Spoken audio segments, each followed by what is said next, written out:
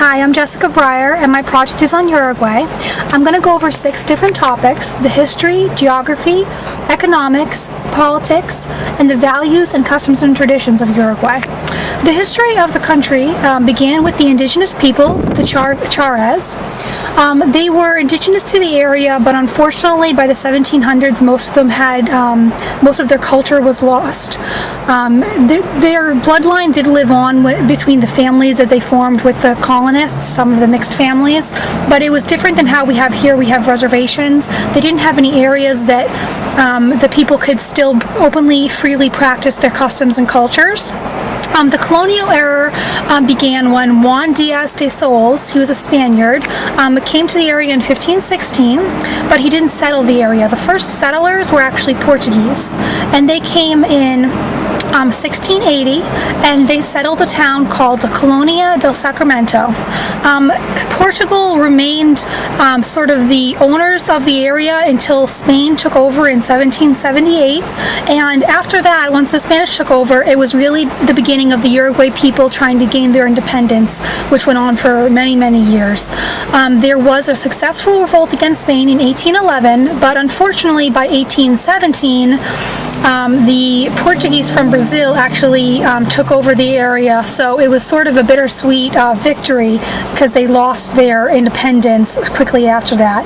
They did gain their final real independence in 1825, and this followed after a 3-year-long struggle, and that struggle was called the Cispentine War, was where they gained their independence in 1825.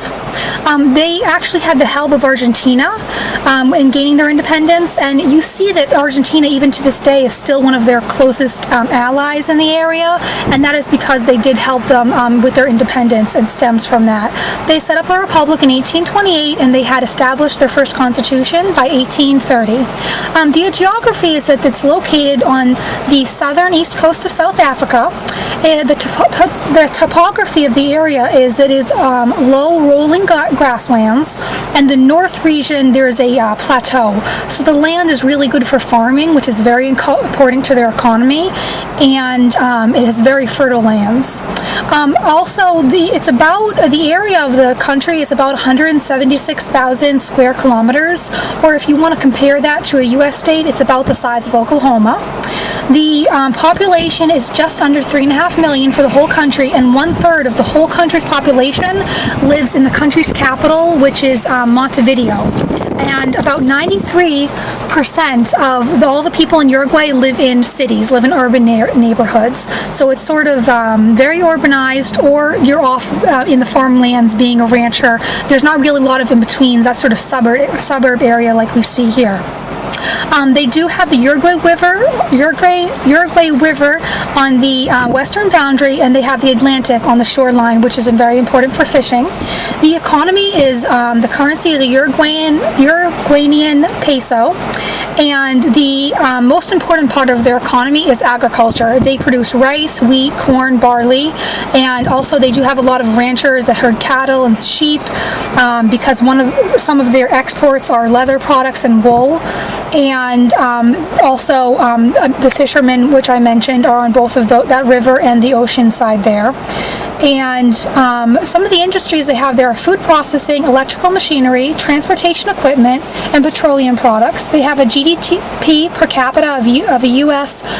Just under 8,000, and they export meat, rice, leather products, wool, that I mentioned, and vehicles.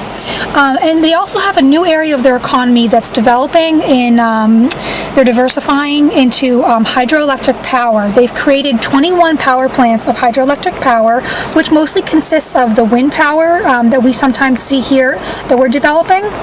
They have a very ambitious goal that their president has just announced. They want to be, by 2015, using 90% renewable electricity. They want to be away from being dependent on foreign oil, and that has really inspired some other countries in their area, especially Nicaragua. Nicaragua has seen their plans of this country, and they're following their footsteps. They're starting to create those turbines as well. So they've really had an impact on the area. The politics, they are a constitutional republic, and that did begin in 1830 when they had their first constitution, as I mentioned. That constitution had a very strong role as a for the presidency, and that obviously caused a lot of problems. It led to some civil wars that I'm going to speak about as well.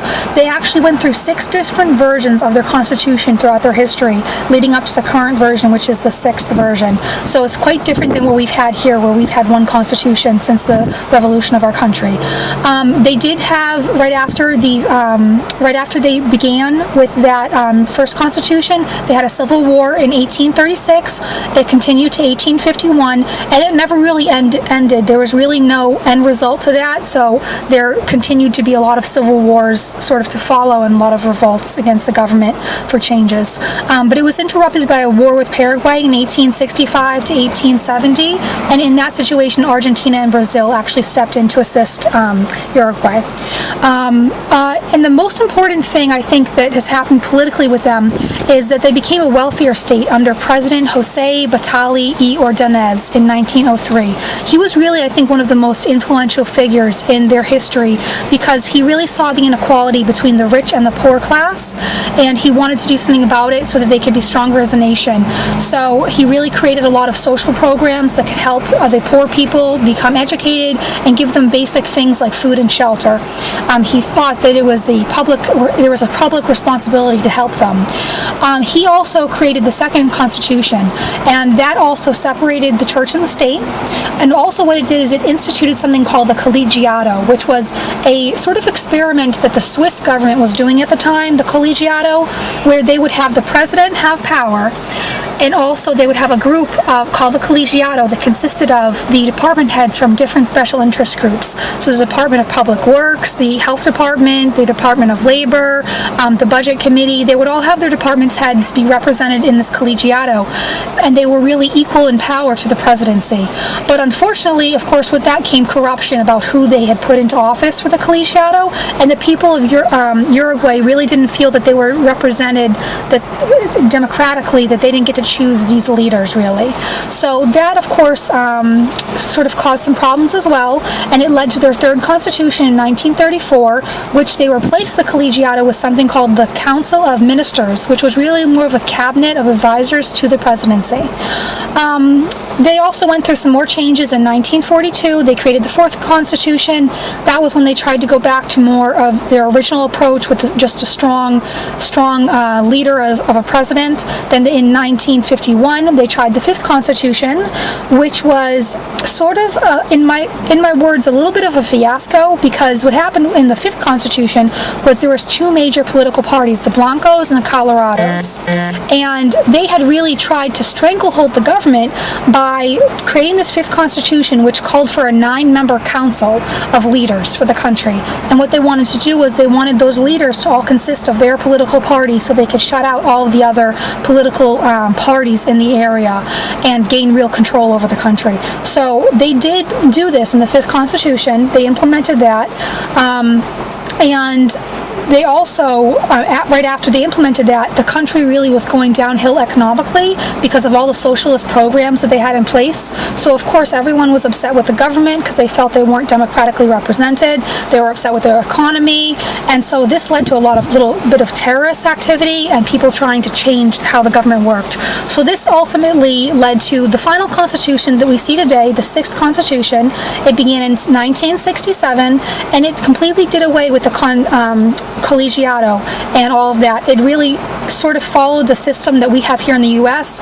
with a balance of power between all the 3 branches and a lot of checks and balances between the presidency, the executive branch, the legislative branch, and the judicial branch. And that balance of power helped to stop corruption.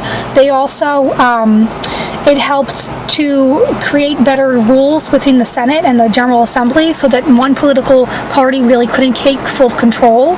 So, and also they established more clear human rights for their people: the right to speech, the right of press, the right to practice their own religion, the right of assembly, and so it really empowered the people. And also, it did make voting compulsory. So they are required in Uruguay to vote. They're required to vote and also required to go to school. Both things are mandatory in their country.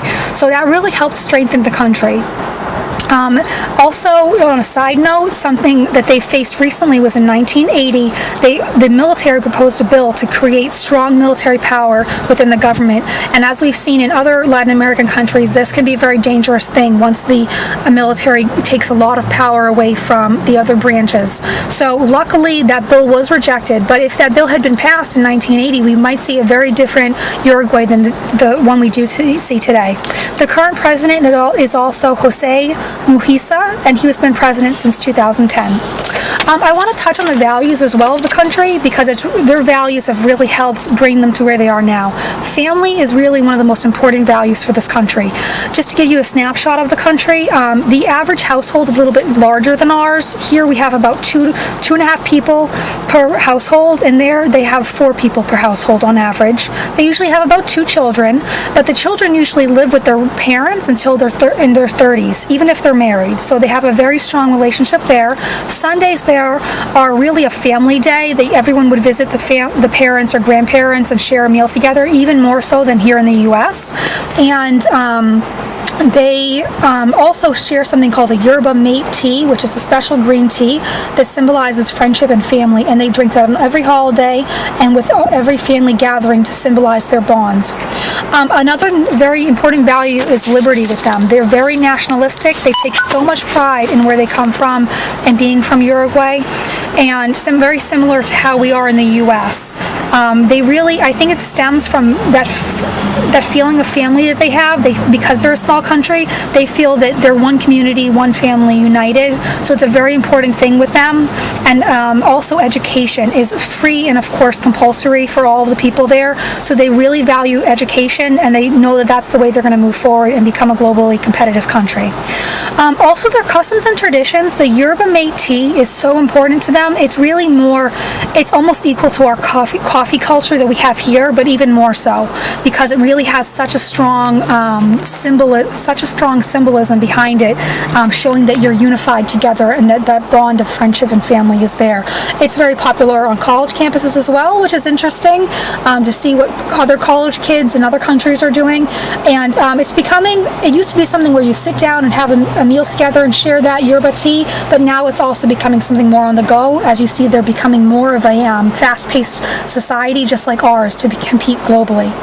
Also, the gaucho. The gaucho is a tradition that they have. It's sort of like equal to a cowboy here, but it symbolizes very strongly for them their tradition, and it symbolizes their nation, almost as important as a flag would be to some cultures. This gaucho is to them. It's present in a lot of these sort of people. They live on ranches called pampas, and they are usually ranchers, but they're very authentic cowboys. It's not just for show. That's really how they live. And they also always come to festivals and carnivals. The carnival, as they have it, is a very important other tradition that they have, and it's yearly festivals that they have in different areas. The origin of it is when they had African slaves in the colonial times.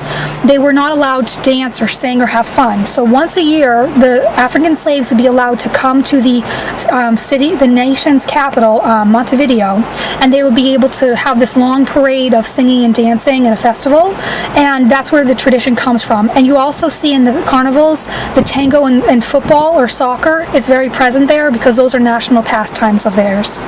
So in conclusion, I think that this country has really come a long way, and I'd also like to read a quote as well. National Geographic said that Uruguay has one of the highest urbanization and literacy rates in South America, as well as the lowest poverty and population growth rates. So they're really doing well for the region. They have a 93% literacy rate for the country, and their life expectancy is very high for South America. It's 75 years old. So the quality of life they have is very good. They have the lowest poverty rates for the area. They really value education, and they're becoming a global competitor, so to speak. and they've really overcome a lot of the political turmoil that we've seen in all the other Latin American countries. So it makes sense that they do have a lot of this national pride, because they've really proved themselves for the area that they are very strong people. And I think that comes from their real values of family, because they really do view themselves as one country united, as one family. And that's my presentation, and I look forward to looking at yours. Thank you.